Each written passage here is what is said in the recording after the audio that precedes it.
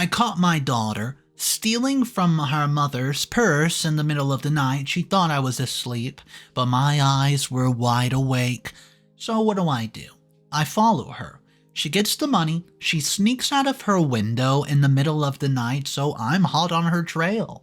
She doesn't know that I'm following her, and guys, I get the shock of my life when I see her go inside of an abandoned building, and you won't believe what she was doing in there. Hello, everyone. My name is James. I'm 43 and male. I'm a married man with a young teenage daughter named Olive. She's 19. Things have been good for my family and me, but recently I've begun noticing some differences in my daughter's behavior. I met Olive's mom and my wife Wren in college. We'd accidentally fallen pregnant and decided to get married. But don't get me wrong, it was a full-on love match. We were young, in love, and thought that Olive was a welcome addition to our lives. My wife began her career a few years later than she would have preferred to, but she took the interior design industry by storm with her great ideas and ambitious personalities. She not only works on interior designs, but also writes for magazines in her free time. But for the both of us, Olive has been a gift. She arrived early than we wanted her to, but we got married and started to mold our lives according to her arrival. See, she was perfect when she arrived. Wren and I were very uncertain about parenting in the beginning, but I had big brothers. 2 of them had already started their own families, and they helped us out tremendously. Olive grew up in a happy household, or at least we made sure that she was happy as possible. We never let her want anything more financially. We tried our hardest. Yep, our hardest to just always, and I mean always, show up for her academically as well. I've always been good at science, and I remember staying up all night helping her study when some concepts just would not make sense to her. But Olive was a good kid. Not academically gifted per se, but an amazing artist who was sure to go into graphic design with her gifts. Well, Olive has always been close to both Wren and me. We've always tried to be involved parents and help her out whenever she needed it. Olive was a great kid. She liked hanging out with us even when kids started acting like it was uncool to hang out with their parents at school. I think that we were younger than most of her friends' parents, and that might have helped. But we aren't that much younger than them, geez. I truly do believe that she liked hanging out with us and felt safe talking to us about everything.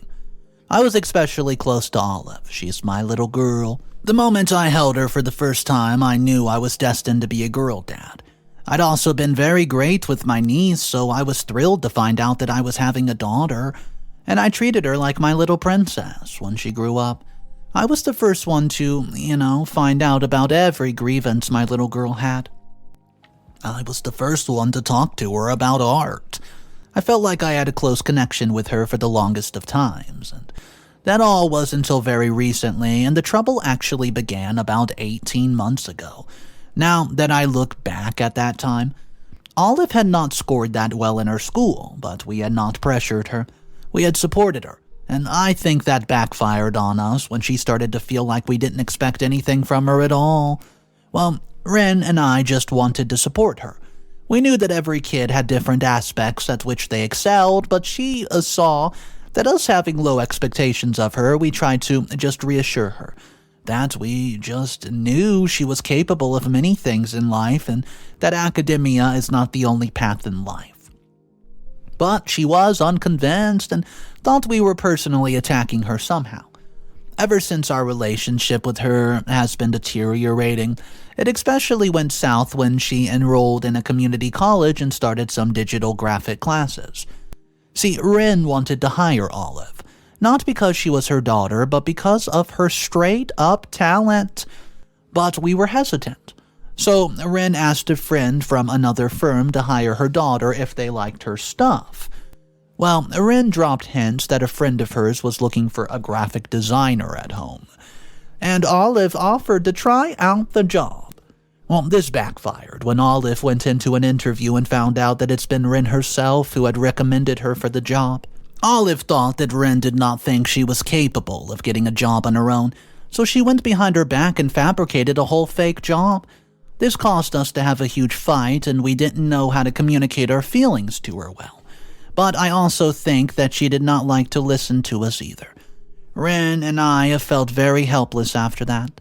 We wanted to help and support Olive, but we didn't want her to just feel like a burden on us, or that we didn't think that she was capable.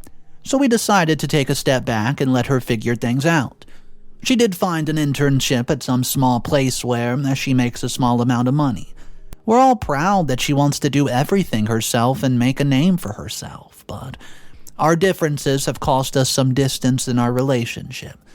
For the past few months, we've been giving her space to figure herself out.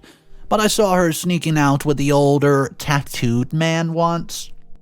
Oh yeah, that obviously freaked me out. I didn't know how to intervene without making it seem like I was infantilizing her. Well, after all, she was 19 years old, so I didn't. I just figured that she begun her rebellious teenage years just a bit later than kids usually did, because she was a perfect teenager until very recently. Slowly, when our relationship started to settle down and we didn't have fights all the time, I asked her if she was dating someone. She slyly told me that she was, and I asked more about him, and she did not even reveal very much. She didn't tell me that he worked at a tattoo parlor and was only a few years his senior. I told her to be safe, to which she just rolled her eyes. But I knew that Olive was a smart girl and could take care of herself.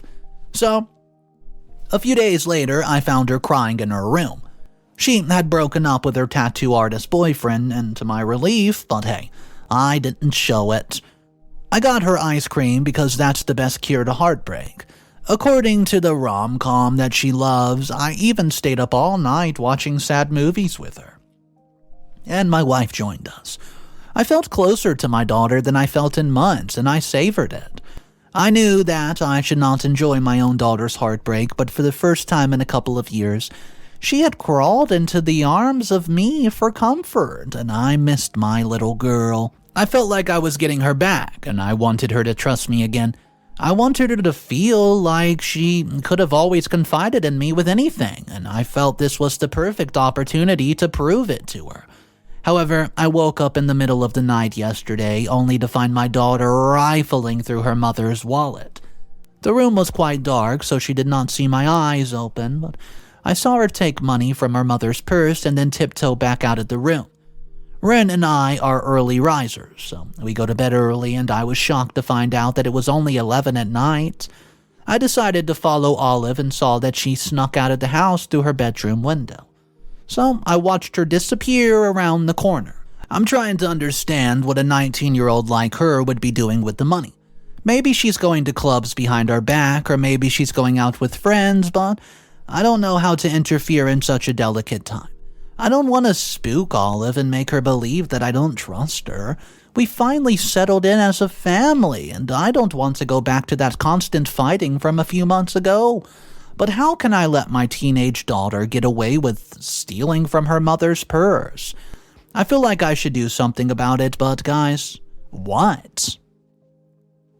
What's up, everybody? Mr. Reddito here. I hope you're enjoying your day so far. So I do have a few updates to show you, and if you guys are new, consider subscribing for daily videos. Let's jump into the first update. Update number 1. Hey everyone, so it's James again. I read through your comments and agreed that I should let my daughter, who's stealing money from my wife's purse, explain herself.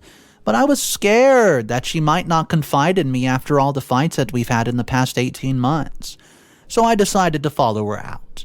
I would stay up late, forcing my eyelids to stay open when sleep would claw them shut. But hey, I wanted to see if my daughter was in any sort of trouble.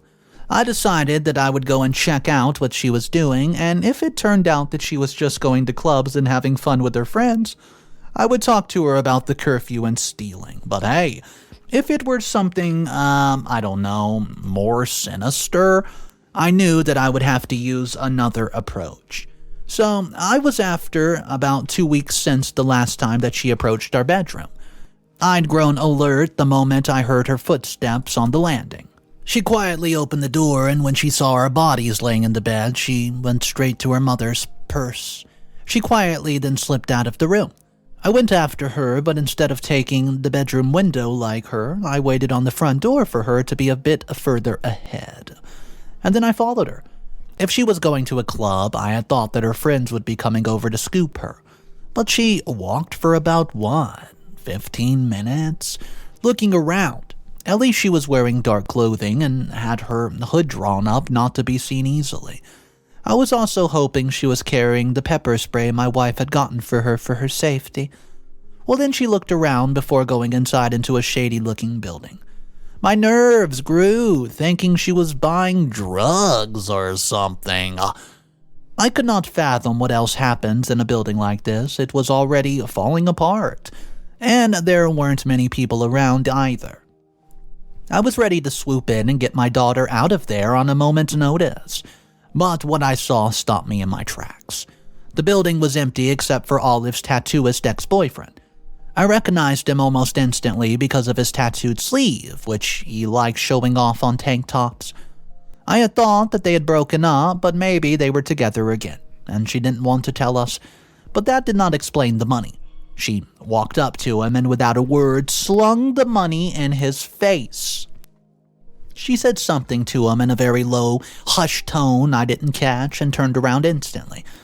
I immediately hid behind a wall as I heard him calling out, mocking her voice and laughing.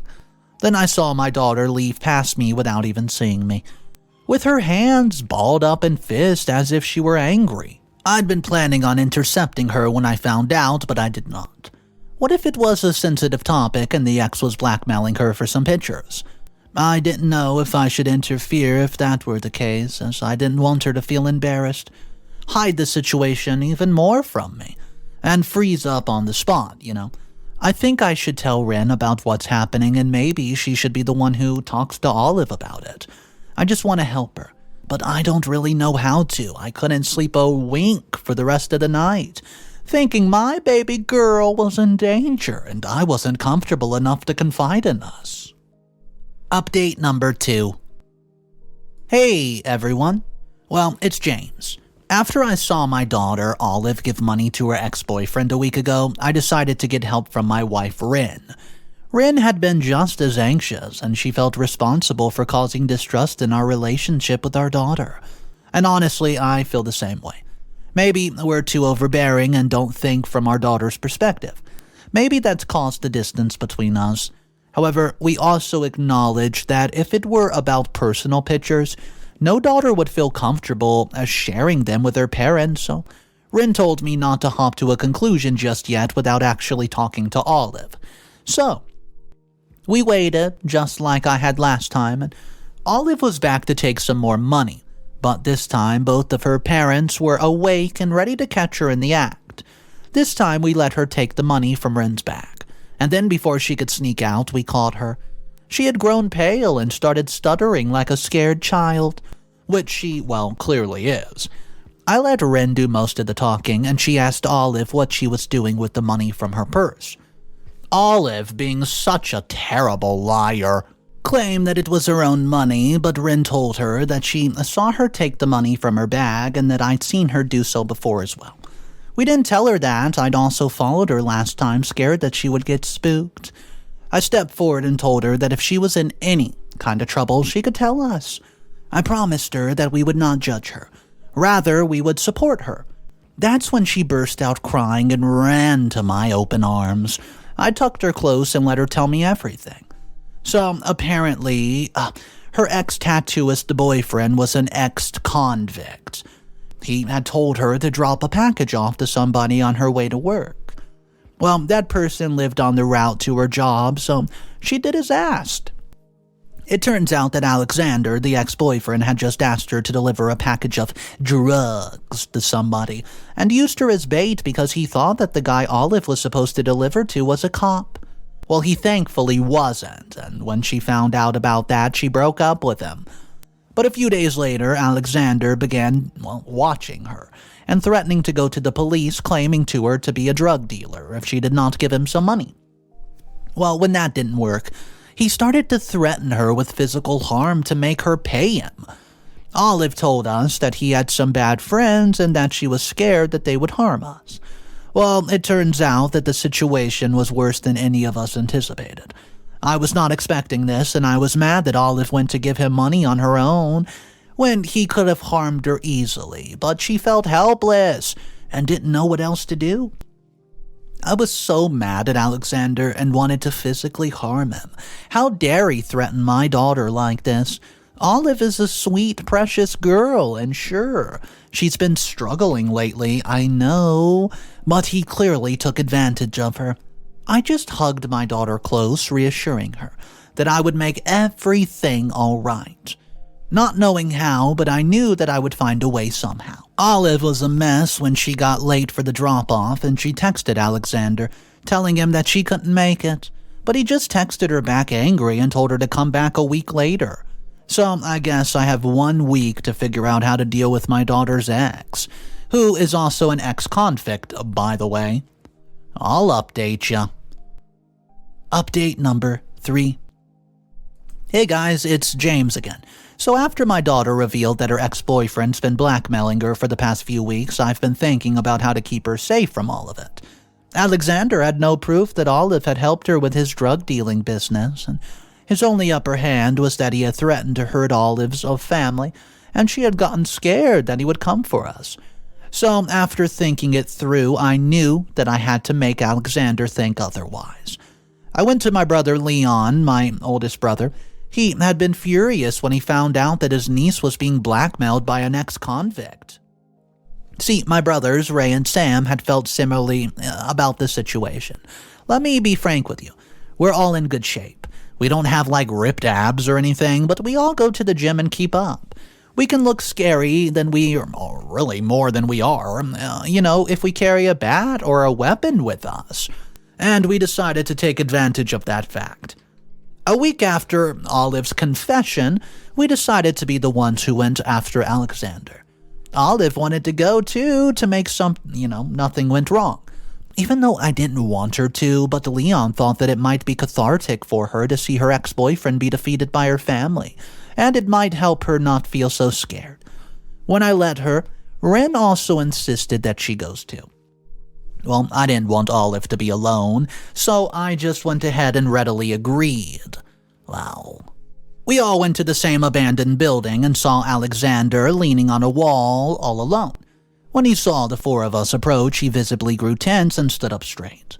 When he began walking back, I pointed my bat at him and told him that I was Olive's father, come to teach him a lesson for blackmailing my daughter. Don't worry, people. We weren't really planning on hitting him, and we only wanted to intimidate him. Well, guys, he ran away. Well, that's when we chased him, scaring him to the core. We didn't let up for at least a few minutes, making sure he knew that he messed up with the wrong family. When he finally got into a populated street, I had to stop chasing him, and honestly, I was mad about it. I would have loved to get my hands on him and show him how to use a bat, but I guess it was for the best that I couldn't do it. But I did tell him to never try to contact my daughter again, or he'll regret ever being born. Ever since he hasn't called or texted Olive. So Wren told me that Olive was laughing when she saw him retreat and run away like a coward. Even we tried to follow him, following Alexander with our bats. Well, I think Leon was right. She did need catharsis, and it helped her out to be less scared of her ex-boyfriend. Of course, that doesn't mean that the danger is over, hence we've been keeping her at home, only letting her out to, go to college. But she is sure that he isn't watching her like he used to. But hey, just in case, my brother and Sam, who is in real estate, suggested that we move somewhere else. Of course, Alexander could easily find us if we ever, if he wanted to, but it was one more level of security, and we decided that he was right. We're going to get a new house and hope that Alexander leaves my daughter alone. Otherwise, I won't let him go this time. What do you think I should do? Final updates. Hey, it's James. I know it's been 2 months since my last update, and I thought I would inform you guys. Alexander has not shown Olive his face. Not even once. Hasn't tried to contact her in any way, and he was clearly spooked enough to keep his distance. We're hoping that he'll continue to do so. However, we did go to the police. where Olive spoke about what happened and she told the cops about her ex-boyfriend being involved in drug dealing, and the police have opened an investigation against him. Olive has been doing well as well. She's back to being our precious little girl. I think when she saw us not judge her for dating an ex-convict and actually helping her get rid of him, she knew that we didn't mean to judge her before. Our relationship has been doing even better now. For real, it's been doing great. We haven't fought ever since that day, not even once, and she's even offered to work for her mother's firm and got a job there of her own merit.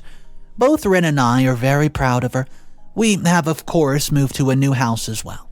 It's bigger and also has an extra room to convert into an art studio for the two little artists in my home. It's truly an upgrade, and anyways, I just want to thank you guys for all the support. Here's me signing out.